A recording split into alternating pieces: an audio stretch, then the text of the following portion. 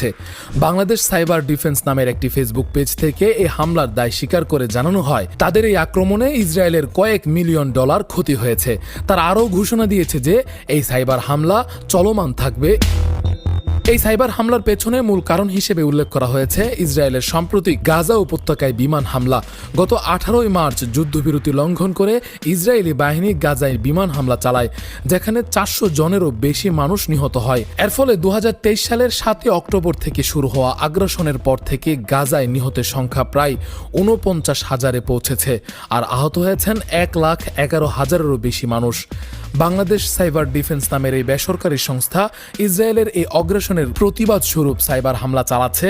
আজ সকালে তাদের চলমান আক্রমণে ইসরায়েলের একটি গুরুত্বপূর্ণ মন্ত্রণালয়ের ওয়েবসাইট ডাউন করতে সক্ষম হয়েছেন বলে দাবি করেছেন তারা।